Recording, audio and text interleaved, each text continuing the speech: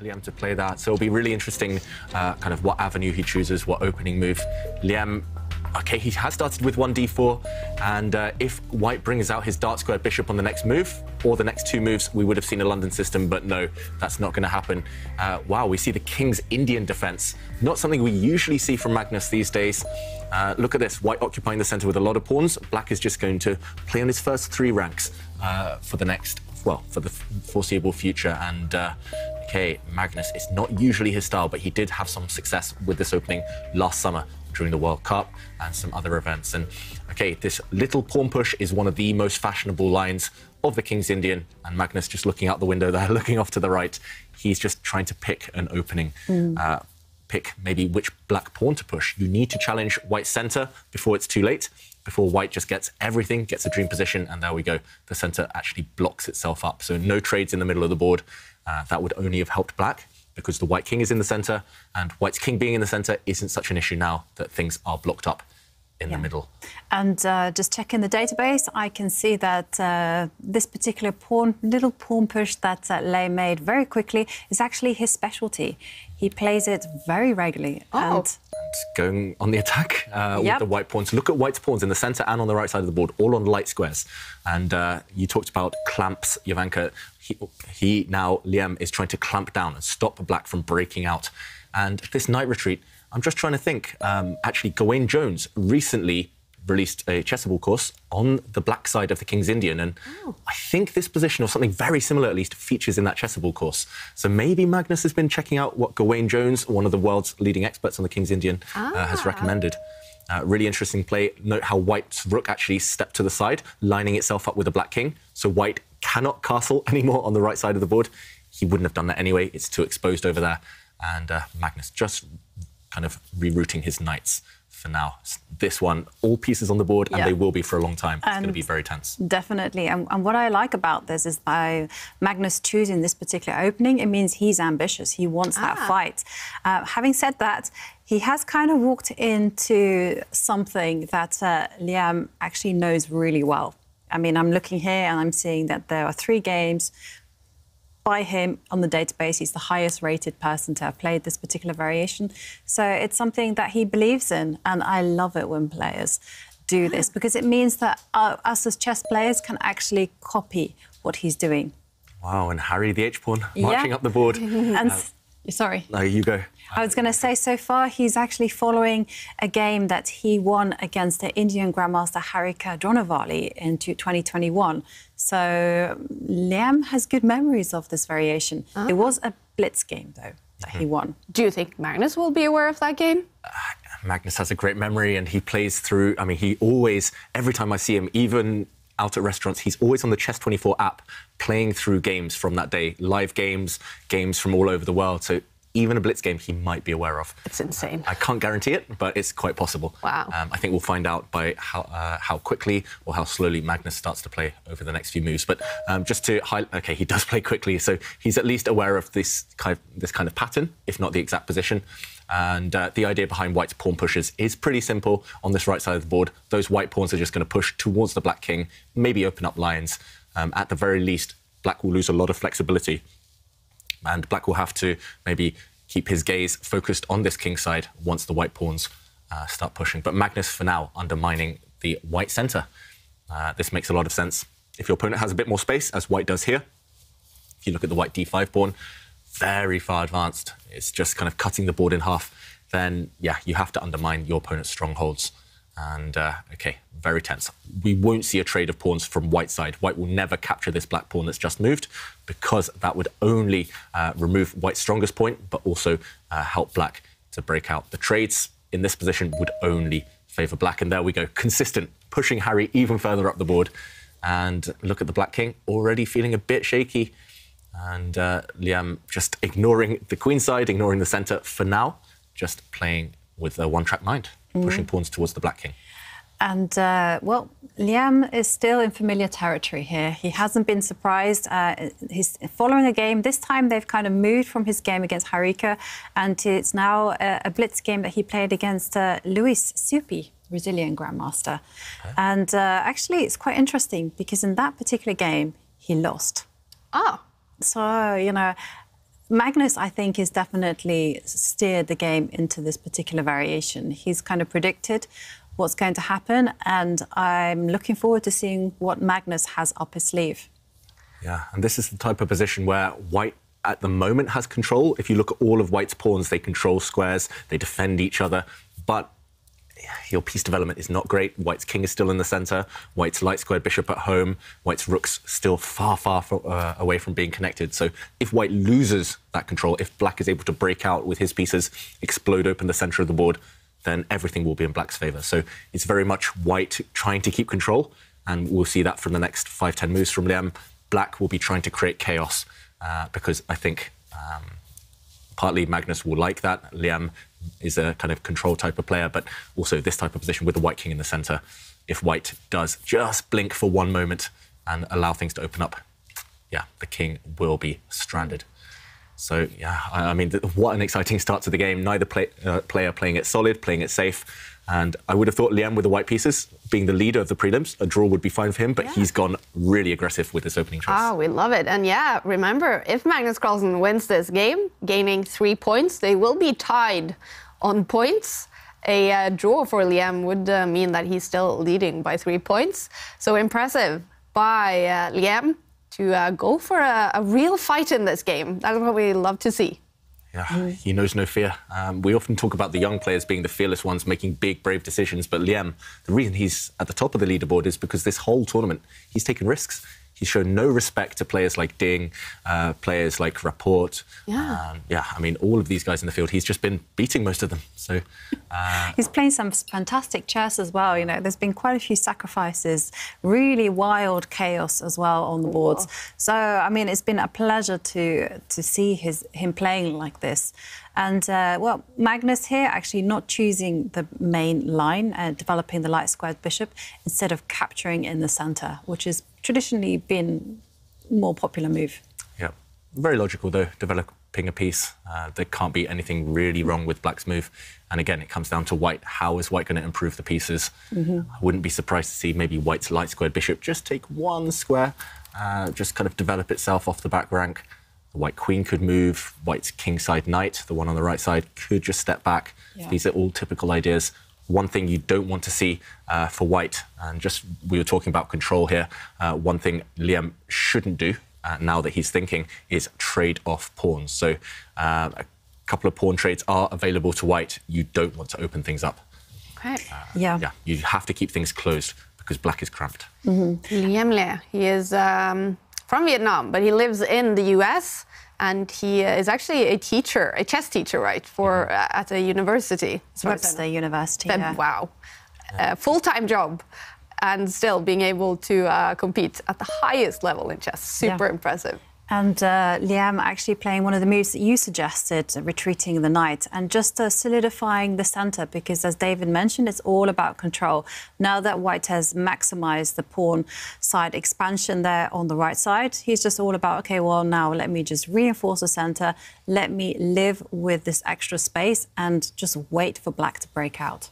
Yeah, and talking of breaking out, for King's Indian players at home, and I know it's very popular at the club level, amateur level, this type of position is quite typical, but black's normal pawn break is to actually pick up the f-pawn and push it forward 2 squares. Black's f-pawn in front of the rook, just throw that forward, open things up, go for the white king. But here it's not possible because white's rook on the g-file is staring down at the black king. So basically that's the problem for black. It's frustrating, this type of position. You can't open things up.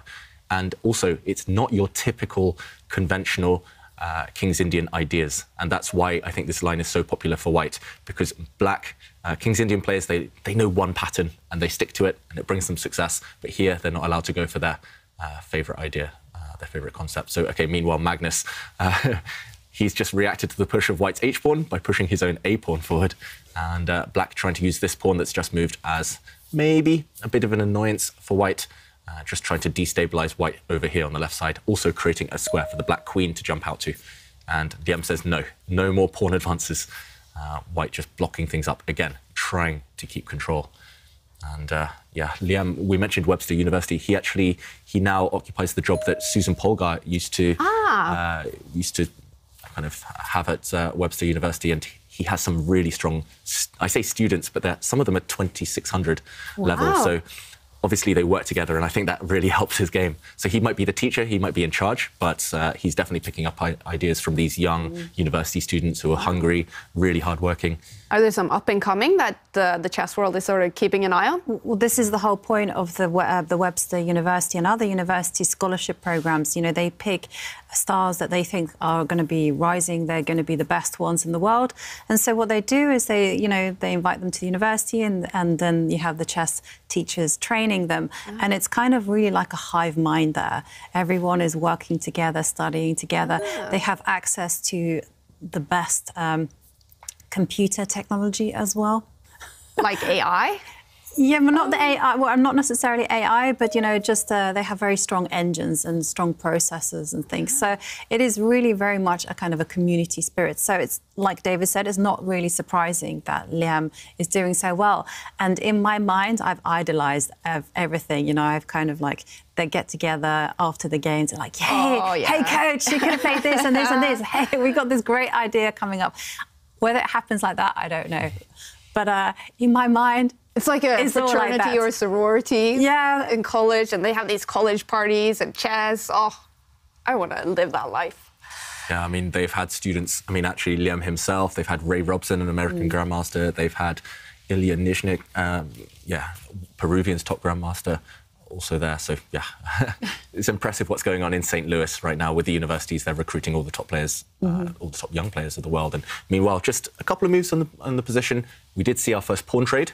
So it took 15, 16 moves, but we did see a capture in the centre. And I was slightly surprised to see Liem take with his knight, and White's knight in the middle of the board now, parked in the centre, being undermined by Magnus. So Magnus is going to try and open things up, as we mentioned. It's that fight of control. Magnus trying to undermine White in the middle of the board, White just trying to lock things down. And I am slightly concerned for the White king. Yeah. If things do open up. I just wanted to point out that David was surprised about the knight capturing the pawn in the middle, and that is with good reason, because before, White had only really captured with the c-pawn. So now the players are on totally new ground, and they're on their own, and it's up to who will be playing the most accurate here, because now the price of every move is going to matter significantly. If White does a misstep, then it means that the initiative will be on Black's side.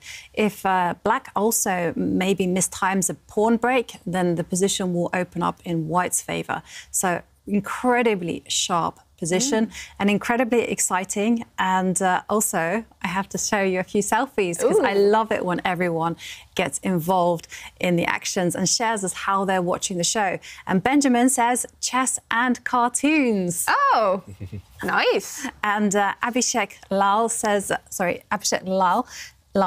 says, this 5-year-old constantly complains that his dad watches this chess show instead of playing with him.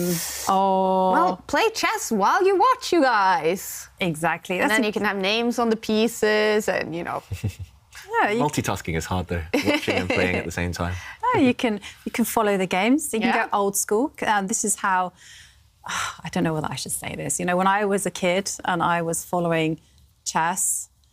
a long, long time ago, we would also have the board and we would follow the moves as they happened, and we would try to kind of, as a family, try to figure out what's going to happen. Yeah. And it's a nice family activity. It was a really nice family activity, and we also used to do it via teletext. I also remember teletext, Ivanka. Don't worry. One for another generation. Yes. All right. Well, this game, David, who would you say is like the star players in each camp here? Yeah, I was going to say White's knight in the centre of the board was a star player, but it was about to get traded off by one of Black's knights. Oh, look at the bar here. Yeah, it's taken a step back, but to me, that just looks like a loss of time. And there we go. Black's knights are the ones starting to creep forward. This knight now is going to jump into the d4 square. There are some holes in White's camp. And, OK, Liem really trying to clamp down and continuing to push pawns. It's still the type of position that, OK, let's not pay too much attention to the evaluation bar yet.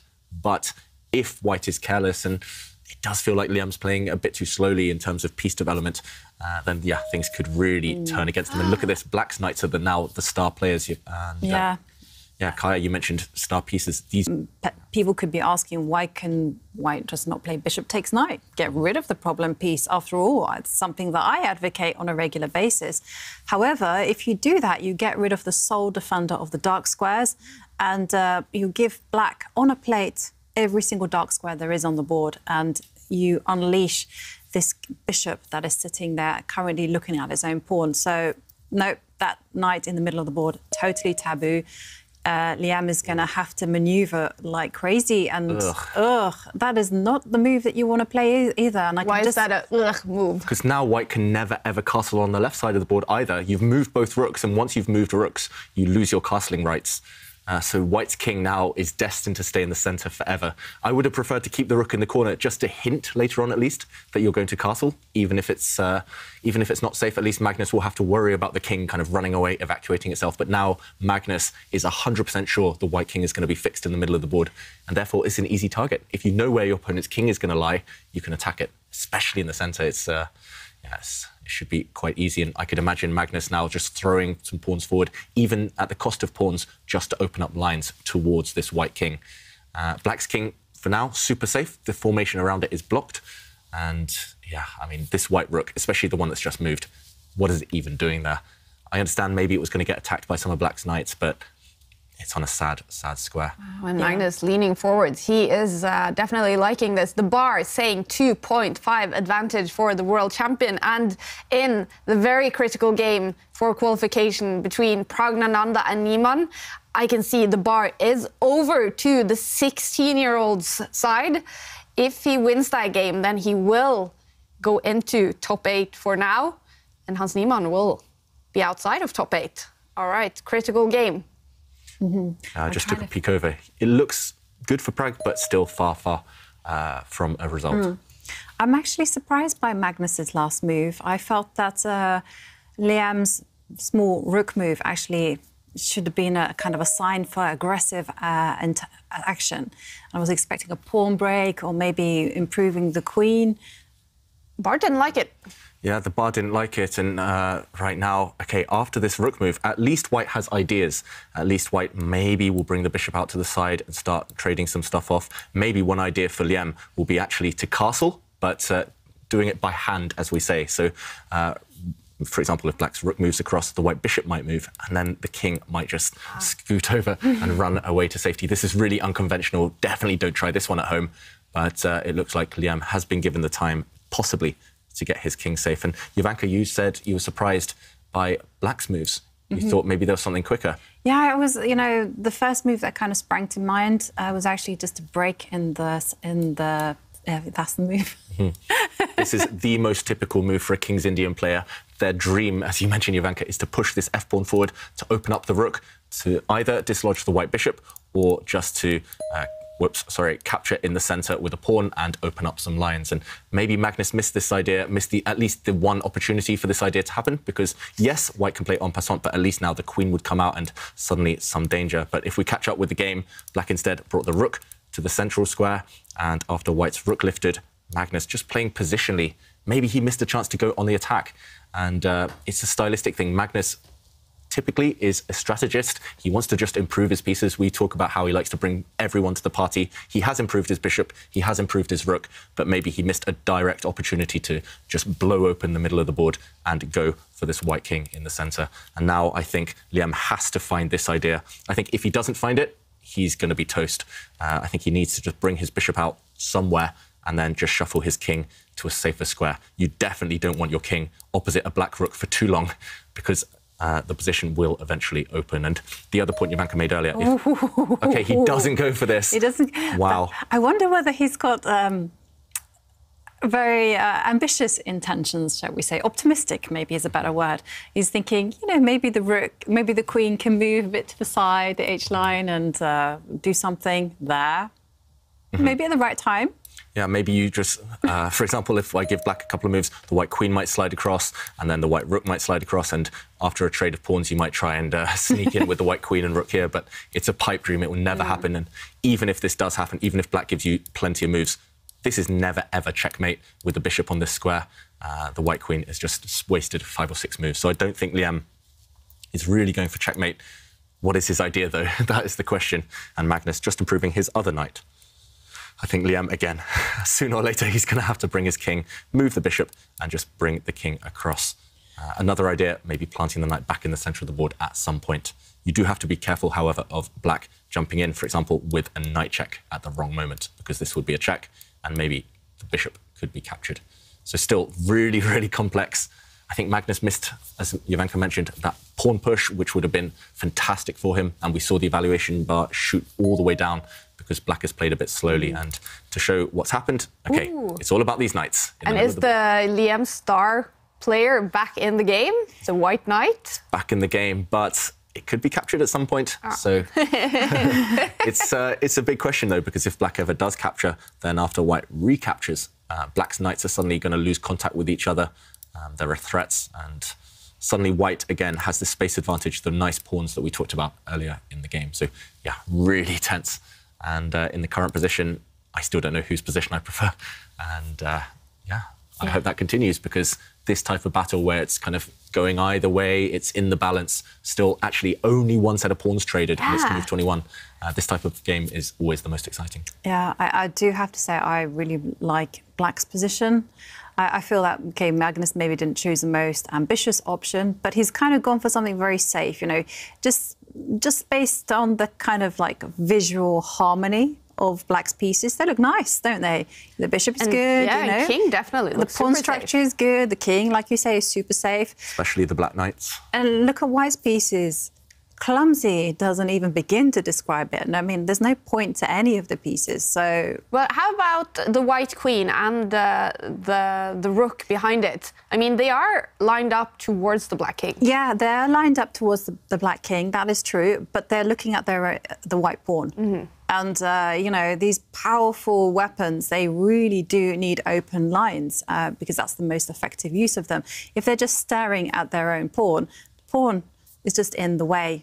So there's no kind of easy point of attack at the minute. And as David highlighted in a few moves earlier, if the queen and rook try to line up on the H line, then it doesn't get anywhere either. So the big problem for Liem is, again, how to tuck his king into safety and, again, just enjoy his space. That's his kind of long-term goal.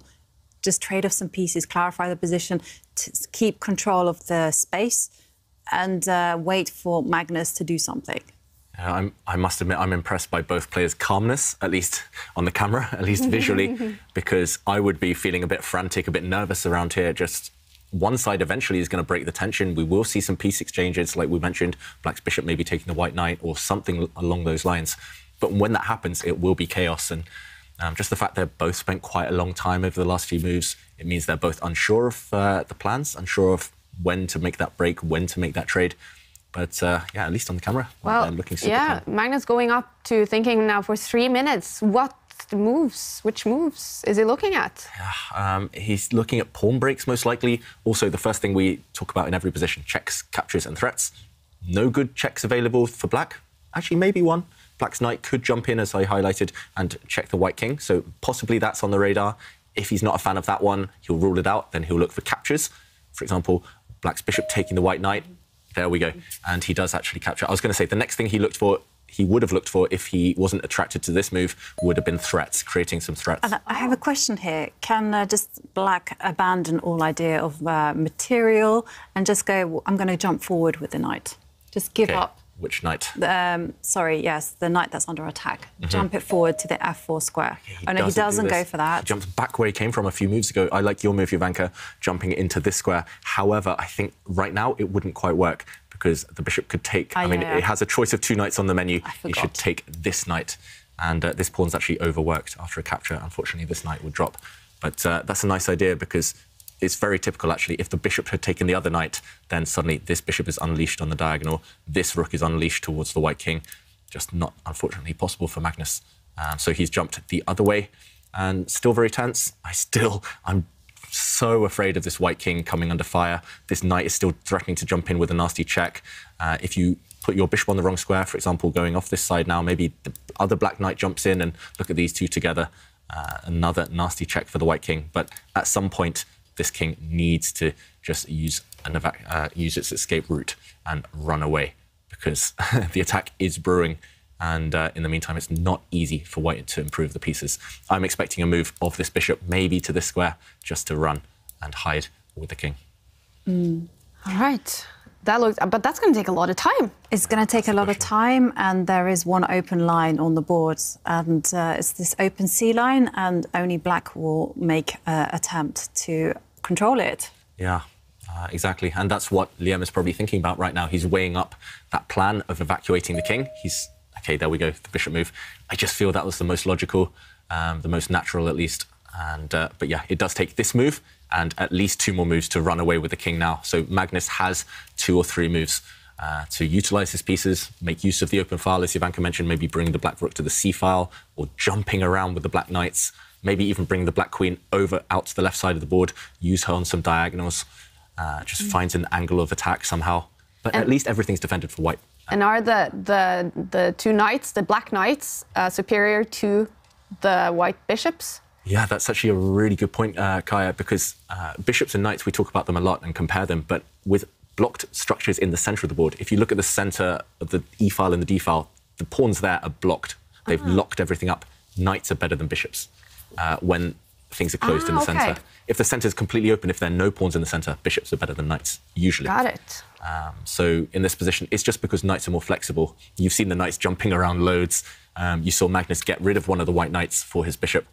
And I don't think white should ever do the same and capture black's knight in the center of the board with his dark squared bishop, because after a recapture, black's rook suddenly comes to life on the central file.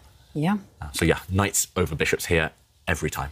Wow. Well, I'm definitely learning a lot from you, David. And you can too, obviously, by following our show. But you can also get a private chess lesson with Grandmaster David Howell.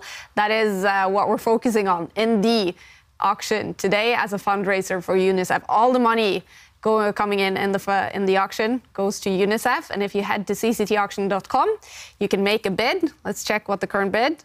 I think it's 300. Oh, wow. It's gone up to $425. Ooh. You're a popular man, David Howell. I just hope that I can help now. Whoever wins the bid, I'm hoping to help their chess as much as possible, answer any questions, and yeah, it's going to be a fun session, either way, hopefully. And talking about popularity, I do have to share with you a selfie. It's really cute. It's from Martinez, who says their dog is watching me, watching you. It's a very, very cute dog. We do love the animals. Yeah, we are a big fan of animals. And if you two want to share your selfies, send us your thoughts, your questions, then remember you can always tweet us using the hashtag #ChessChamps. And if you didn't follow us in the Air Things Masters, I think the cutest/strangest animal we had following the chess show was a mini cow. It was a mini. Do you remember the mini? It was like this big. It was a real cow. No, it was a footstool. No, we had this. You remember? I remember, Kaya. Yeah. It was like a mini cow, a real cow, but it was this big, and it was watching chess. Okay. Yeah. We get all sorts here. Chess is very inclusive. We include everyone. So, hey, meanwhile, big decision from Magnus Carlsen, and the evaluation bar really hates that move. I'm still undecided. Wow. It could be a really good one long term, but temporarily, it's double-edged. Black is just trying to trade off the queens. Black's just shuffled the queen across one square. There's tension now between the queens. Liem, notice how he doesn't rush for that decision. He wants it to happen on his terms. And there we go. Liem actually had pre-moved. He didn't even need to kind of put his hand back on the mouse. He had just assumed that black would capture the queen, and white recaptured now with the bishop. So queens have gone. It's all about maneuvering. So no direct attack on the kings. I'm partly disappointed. We won't see any checkmates anytime soon. But then again, still very tense. Especially the black knights are strong. So I still think Magnus has a fair share of the chances. One thing I will mention as well is the evaluation bar, slightly on white side. Earlier it was a bit more on white side. Computers tend to overestimate white's chances with this blocked pawn structure in the center. If you notice white's d5 pawn, anytime white gets a pawn on that square, computers say white has a big advantage or white is winning, just because computers love space. But for humans, it's maybe less of an issue, especially now there have been some trades. Magnus is not cramped with his pieces anymore. Wow. No, and I was going to say, there's only one person who has all the long-term prospects and the prospects of controlling the position. And I'm just looking at the open C line. Magnus holds the power of that one in his hands. He just has to get a rook to the open C line. And there's no way that the two white rooks will be able to coordinate in a satisfactory way because the dark square bishop gets in the rooks. The rook are sitting on G3's way. And also, let's talk about pawn breaks as well. I mean, when we have... if you go onto the left side of the board, there's only one pawn that can march forward, and that's the B5 pawn can step forward one square, and suddenly maybe it's the B line that will be under Magnus's control. And this dark square bishop that Magnus has, well, he can kind of, at the right time, with care, he can maneuver it around and maximise its potential. So I agree with you. I really don't like White's position. Yeah. It's not that I don't like White's position. Actually, if I had to choose, I'd probably choose White. But I don't think he has. I don't think he has an objective advantage. I'm just more used to the white side of these positions. I hate being cramped. I just love having this kind of stronghold in the centre. You need your space. Yeah, I need my space. In life and in chess. Exactly. Yeah. Everyone needs their own space. Yeah. But yeah, I mean, it's not that I'm sure who I would choose. I think I'd be pretty happy on both sides. Both sides have reason to be positive about their position, but yeah, it's very much in the balance. So yeah, let's just ignore the evaluation bar unless there's a big swing in either direction. And Liem, he's going down to 3 minutes on the clock. It looks like we can have a bunch of really interesting results in this round 13. Pragnananda, the bar over to his side in that very critical game against Hans Niemann. David Anton, the bar over to his side in that game against Richard Report. Is that correct? Yes. And that could be super important points. And Gwen Jones, the bar is over to his side in that game against David Navarra. Navarra is fighting to qualify for knockout. It's looking good for Ding. It's looking good for Van Forest. And Erik Hansen, the bar all the way over to his side in that critical game against Vidit. These two players are fighting to qualify. And we do have a king move. Yeah, a king move, and one that we maybe expected. White's king just slightly safer, at least on this square, but it doesn't necessarily long-term improve White's chances. Yeah, I'm just loving the fact there's so many decisive games at the beginning of today. Yeah. Well, it's looking that way, at least. The standings are going to have a real shake-up. You can see that the players, they know that it's either win or you go home after today for some of these players. Yeah, and it's also great to see people who have been struggling play the role of spoilers because, you know, we love a plot twist. And they see a trade of pawns, and now the H-line has been opened. Ooh. Yeah, I'm not so sure about that one, Jovanka. I think it's just because I've been watching so many games of computers lately, of AI, I would have maybe just pushed the white pawn onto the H6 square just to fix it there for an endgame, maybe just trap the black king. Yes, white has an open file now, the H file, but it's not clear what you're going to do with it. Even if you bring the other white rook at the bottom of the board across, you double up your rooks on the H file. The black bishop in front of the king keeps any checks as just a distant dream. So, meanwhile, Magnus making his move with his knights. Wow, look at those two black knights. They are real nuisances now in the white camp. And he's preparing that pawn push that I spoke about, you know, just pushing the B pawn one square, and he has his eyes on the sitting B2 pawn.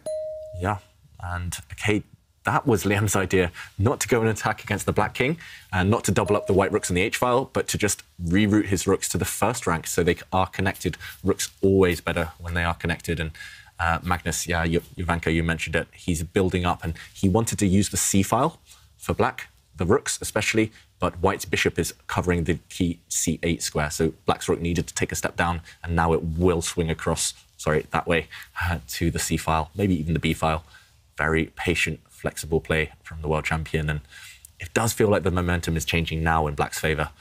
White's had to spend 3 awkward moves rerouting the rook to the first rank, but what next? Okay, at least he's got some indirect threats, maybe, against the black knights. The black knights look super strong right now. And we do have one result now in round 13. Erik Hansen won against Vidit, and this is especially very dramatic for Vidit because he still has 2 games to play against 2 of the strongest players. He still has to face Ding and Magnus Carlsen today. It's starting to look hard for Vidit to qualify. Eric Hansen, slight chances. We know Ty told us if he wins all 3 games today, it is possible for him. Okay, and Liem, meanwhile, what do you think of this move, Jovanka? I love this move. I mean, I was thinking actually when Liem moved his rook to the D line, I thought, well, Magnus has to take some care because some exchanges are happening. So I was really surprised actually to see Magnus quickly move the rook to the open line. And because he just made a face as well. He just grimaced. I don't think he saw it at all. He didn't consider it. Yeah, so just okay, slightly shaking his head there. But Magnus, he's leaned forward. He's not happy because pieces are coming off the board. Knights are going to get traded. Look at Magnus. He's not happy at all, and he's had to step back. He's lost a lot of time now with his knights, and at the very least, Liem could just trade a couple of pieces in the centre of the board. Black is not losing a pawn because this black knight that just moved is threatening the e4 pawn. So we might just see a couple of trades, but Liem maybe just the momentum turning against him. He's found a way to stop that and fight back. So. I think now it's anyone's game, actually. If I were Liem, I don't think I could resist the tension. I can't handle that at all, and I would just capture the knight. It's been a nuisance for such a long time, and get rid of it. Yep, I think there's nothing else to do. You have to just initiate some trades. The only other option for white is maybe retreating with your knight back where it came from, but that would be a sad move to play. It looks like black is ready to start pushing pawns on this left side, so you have to speed up the play. You don't want to go passive, don't want to start retreating. And talking about speeding up, Liem has to speed up because he's just under 1 minute. Oh, it's getting dramatic for Liem. 50 seconds left on the clock. He looks very chill, though. He does. Well, he is a previous World Blitz champion, correct? 2013, he won the championships. Super strong in this fast time control. Okay, wow, Liem has just sacrificed material. So he actually temporarily is a pawn up, but he's put his rook on a square that can be captured by black's bishop. If black's bishop goes and takes the rook, though, the black king might be in serious mortal danger. We have to show this. This is really, really clever. So this is the position we were discussing. We thought, OK, initiate some trades. Get rid of this black knight in the centre. It's been a thorn in your side for too long. He did indeed capture it. But after a recapture, I was assuming just bishop takes. I don't know about you, Jovanka. Yep. And now after the black knight captures the pawn in the centre of the board, it's level pawns and roughly balanced. Maybe he was just scared of the black knight, maybe threatening this pawn, the black rook coming in to annoy the white king on the second rank. And so Liem took drastic measures, and here he has indeed sacrificed his rook temporarily. And he actually guards his pawn in the centre of the board. But if the rook is captured, then yes, white is down on material, a bishop for a rook. But look at this, the black bishop, the key defender of the black king, has disappeared. And after, for example, knight takes pawn, suddenly the white rook swings across and white wins. This is just deadly. The white rook threatening to come up here actually with a checkmate already, supported by the bishop. And yeah, this one just looks deadly. How do you stop this idea of rook check? You can try to run away with the king, but it doesn't work because the bishop initiates cage. Operation cage is what I want to say. And the bishop comes to f6. And I'm not so sure, Jovanka. Unfortunately, here black can actually capture the bishop and go back with his king to stop any checkmate. I think you can just be materialistic, give a check, and win the black rook on the 8th rank. Just skewer. And okay, wow, Magnus did go for this. He's really brave, the world champion. He did capture the white rook in the middle of the board, and after a recapture, he's jumped in with his knight. But I think this cage idea might just be very, very strong for white. Why can't white just plant his bishop here? Has he done this? No, he's dropped back with his bishop. But now the king is caged forever. The rook is simply coming across, and this looks very strong for Liem, but he didn't go for this. Instead, dropping back with his bishop, trying to make this knight commit. But now, at least, very minimum, the black knight can block out this white rook from the game. And also hitting this bishop in the process. I think Magnus needs to find this move.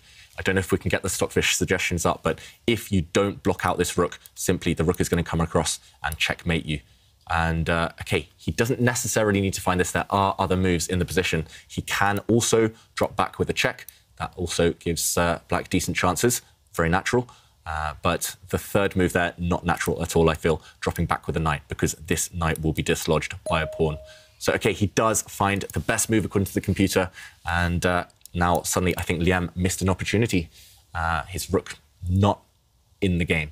And if he could leapfrog this knight and come over, it would just end in checkmate. But this is a big obstacle to overcome. You can't do it. You're going to have to retreat with your bishop to chase away that knight. Yeah, I mean, first you have to deal with this bishop. You have to just move it. I'm not sure where. Maybe you go back where you came from, but then suddenly the black rook can come in and harass. OK, he just moves one square, keeping everything defended. But he's lost time, Liem. I think he may have had a winning move, actually, on the last turn. But yeah, just now his bishop defending this pawn. It's all about the rooks. And look at this, Magnus trying to open up his rooks on these lines. What? And it's chaos. White's pawn's pushing forward, black's pawn's pushing forward. Magnus could go for this pawn. No, he attacks the white bishop instead. Let's keep an eye on the players because there's a threat after threat every single move. And black is ahead on material. Yeah, but I was going to say what's going to happen after pawn takes pawn. But, you know, it does look like rook takes bishop is met by rook takes knight. Oh, but look at the bar now. Pawn takes pawn. Rook takes would be met by rook takes knight, Ivanka, yeah. You were saying? Yeah. And pawn takes pawn is the other move you're thinking about. Yes. Pawn takes here. And, yeah, this looks really scary, pushing down. And remember, white can't recapture it because there's a pin on this line. Wow, chaos, complete chaos, despite the fact it's an endgame. So is it down to those two black pawns storming up the board that the bar is now really liking this for Magnus? I think it's these pawns, and they are stronger than white's pawns. White's pawns can be stopped by the black rooks. Black's rook, for example, can come across. And, OK, he does actually capture the bishop, the safer option. And now I think Magnus is going to go, yeah, there we go. He's going to remove these pawns. And still anyone's game, white defending those pawns.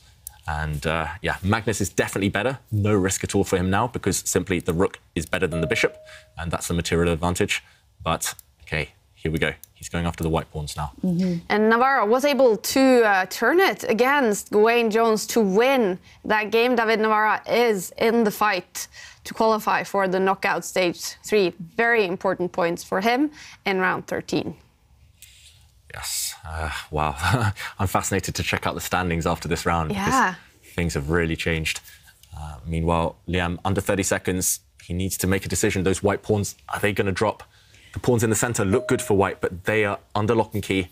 And, OK, he's just trying to hope that everything gets eliminated on this left side of the board. And if everything does get eliminated, even drawing then, possibilities? Maybe some drawing chances for Liem, but it's only black who can win, right? And yeah, if all of the pawns get eliminated from the left side, I'm assuming one of white's double D pawns gets eliminated as well. Yeah. The rook's just so much better than the white bishop. The white bishop, purely a defensive piece. It's tempting, actually, just to play, push the pawn forward, move it to b3, and Magnus does it. You need to keep one pawn alive, right? Exactly. Potential and queen. It's 2 squares away from queening. You know, you just have to get rid of the b2 pawn, which is possible. It's definitely possible. It's going to happen next move. Black is definitely guaranteed to go and capture the white's b2 pawn, and now black's pawn that has just pushed 2 squares away from promotion. Liem down to 10 seconds as well. He needs to move. He needs to capture this pawn. There was nothing else to do. And, OK, Magnus first captures one of the annoying passed pawns. And everything's dropping for white now. It's not quite level material. It's a white bishop and pawn for a black rook, but the white bishop and pawn really struggling. OK, Liem at least trying to use pawns as distractions. And I think the black king might move here. Yeah, there we go. This is just a typical Magnus move. The black rooks are both doing good jobs. One blocking white's pawns, one protecting its own pawns. The king is the only piece in an endgame that needs to be mobilised now. And white doing the same. Yeah, it does the same, but the big problem is what next for white? I mean, there's only so far you can go forward with your Alice, the A-pawn, and Magnus improving every single one of his pieces. Yeah. I think if the queenside pawns, so white's A-pawn and black's B-pawn, if they get traded off, I think Magnus would love to see the rook, one set of rooks disappear as well in the process. The only way Liem is going to save this game is if he keeps his rook on the board. I think his bishop alone against the rook, no chance. I think he needs to keep one active piece on. So Liem doing a good job. Notice how he avoided that rook trade. The white rook is needed. OK. Oh. Magnus just allows a trade of these queenside pawns. I'm slightly surprised he rushed with that decision. He could have gone for it any time. He could have gone for this any time over the next 10 moves, and the evaluation bar did slightly drop. I'm very surprised at that as well, because I do remember a long, long time ago at my very first Olympiad that we had a position similar to this, and I was told rook and bishop against 2 rooks. Don't swap off into rook and bishop, just like you said. And that's kind of stuck with me until now, really. Yeah, and Magnus just putting his rook behind White's central pawn. White's bishop, we should clarify, is still just a defensive piece, but White can try and build a fortress. Actually, it's hard for Black's king to kind of come down the 6th rank. It's hard for White to get the rook, Black to get the rooks in the game, and White's rook will just act as an annoyance. But then again, Black's other rook now finally able to join the action. I'm expecting it to come down the whole way to the 1st rank and kind of sneak behind White's king to deliver some checks. And I'm just thinking ahead to the future, can White set up some kind of fortress with, first of all, pushing the f-pawn 1 square forward so that it supports the bishop, and then just putting the king on the 4th row next to the bishop. So, you know, have the pieces all huddled together. Not beautiful chess, but maybe protective enough. That's his only chance. Yeah, White has to just protect everything and hope that there's no breakthrough for Black. And computers, again, they do misevaluate sometimes fortress positions. They often give a big advantage to the side who's ahead on material, but they don't understand that, there's just no way to push that advantage even further. But still, this one could go on for a while. Magnus trying to find a way to stop any fortress being built. Even if he doesn't believe in them. Yeah, he doesn't believe in fortresses, but they do exist sometimes. So, we talk about fortresses a lot. What is a fortress? It's normally when you're down on material, but you, for example, as Jovanka mentioned, you just protect everything and there's no way for your opponent with that extra material to break through. For example, if I'm assuming the White king might step forward now, there we go. And if White's f-pawn, as Jovanka mentioned, also takes 1 step forward, White is protecting everything. OK, there is a threat, actually. Black has pinned the 4th rank, so Black wants to go and capture White's central pawn now. The White bishop is not actually defending anything. But yeah, a fortress, it's when everything's protected, there's no way to break through, there's no winning plan, essentially. So sometimes you can even create a fortress with a rook against a queen. Sometimes there's just no way for the enemy king to break through.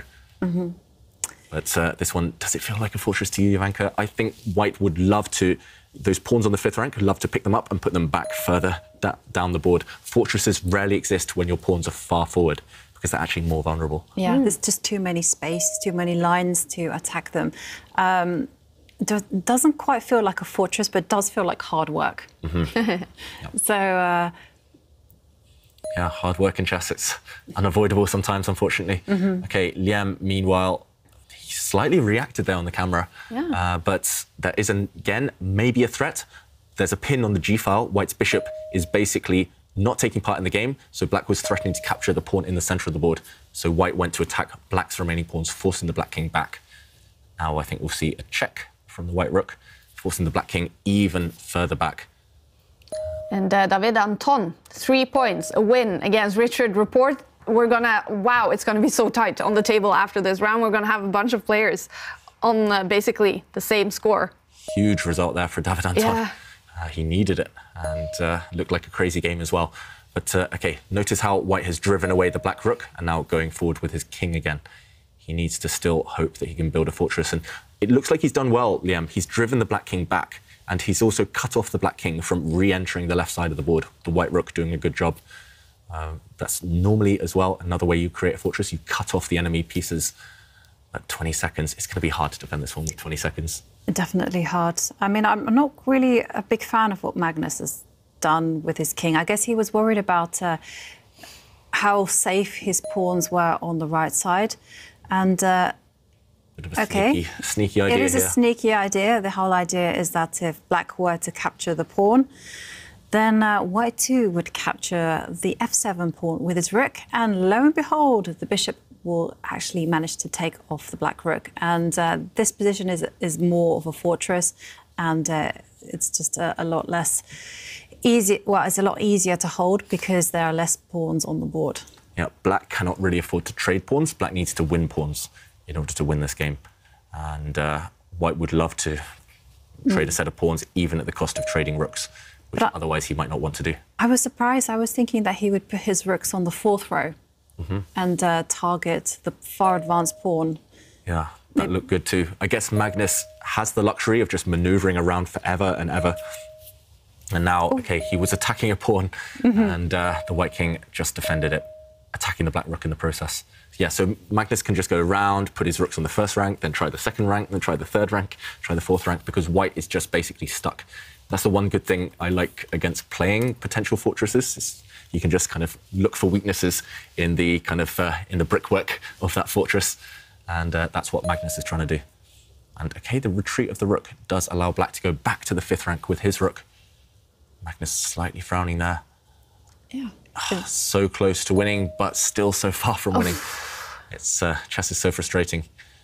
And we see Liem, he has some big fans out there cheering for him. 1 a.m. in Vietnam. We know it's very late for some of our players as well. The ones sitting in Asia. It's late at night for them. But Liem, he is sitting in the US early in the morning, actually. Yeah, and he's under 10 seconds. And when you go under such when you go to that time control, you leave yourself with less than 10 seconds, then this is when panic starts to set in, and you have to have a very strong mindset to be able to cope with these rise in this rise in all the pressure. And I don't really like where white has positioned his rook. Rooks are not great defenders of pawns. Rooks want to be doing more active duties, so now the white king passive as well. Now it's time for the black king to re-centralize itself. Yeah. And it feels like white's kind of on the edge. You can't move the white rook because a pawn will drop. You can't move the white king safely. You have to move the bishop, but look at this in the corner. Ugh, but, ugly again. Can you not start trying to attack one pawn that's up for grabs, which is the f2 pawn? No, you with can. Which piece? The black? You can do it with the black rook on in e5. You want to slide it across to the f5 square. I think the big problem with that is white's pawn will come forward to f4 and maybe the black rook is trapped. It's trapped. So, yeah, Magnus has had that opportunity a few times. And now he is going for the f2 pawn, as you mentioned, Jovanka, just with his other rook. And, OK, you can gang up your two rooks against it, maybe. But I think Magnus should just focus on improving the black king. I don't think there's any immediate rush. And the evaluation bar has suddenly gone up in black's favour. It was kind of fixed where it was for a while, meaning that Liem hadn't made any mistakes, but now maybe an opportunity for Magnus. And does that involve trying to find a way through? It's still so hard. No matter which pawn you attack, white's rook will defend. Maybe time just to bring in the king. Yeah. Centralise the king, you know. Very natural. Magnus now down to 15 seconds. He has to make a move. Yeah. He can make a few quick moves, but he isn't really making progress. He gives another check. Second time we've seen this position, and he does eventually move the king. He's definitely not going to go for a draw. Repeating position 3 times. OK, the bishop does move. And 20 seconds left for Magnus Carlsen. Now the next round, round 14, will start 10 minutes after the last game, and this round has finished. So that all games on this crucial final day in the preliminaries start at the same time. Yeah, and actually, we've talked about this so much already in the Charity Cup, but the 50 move rule is going to be quite relevant here because the last capture was on move 48. So if we get to move 98 without any captures, any pawn moves, then it's going to be a draw. So Magnus needs to win one of the white pawns before move 98. He's running out of time. OK, there has been a pawn move, though, so that's resets. The 50 move rule completely resets, and this is not good news for Liem.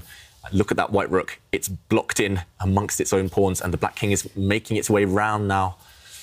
Ooh, white is almost completely frozen. You can only really move your bishop. Yeah, that is true. And you don't have a great... Hang on a second. The bishop can, I was going to say, snake itself in one way, but it can't. It can't do anything. White would love to pick up the bishop and attack that black rook on the f5 square. That black rook is on a light square and actually just can't escape. The problem is there's just no way to attack it.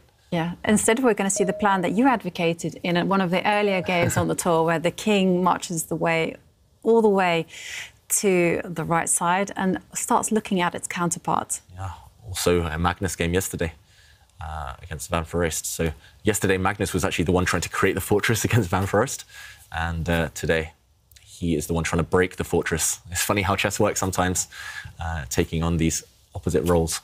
And black's king is really close. It just needs 2 more moves. The black king is going to use the dark squares, but it's just going to go across, and go after these white pawns on the king side, on the right side. And just wanted to point out, note how the king travels on the dark squares. It's not travelling on light squares, just in case of any tactical possibilities.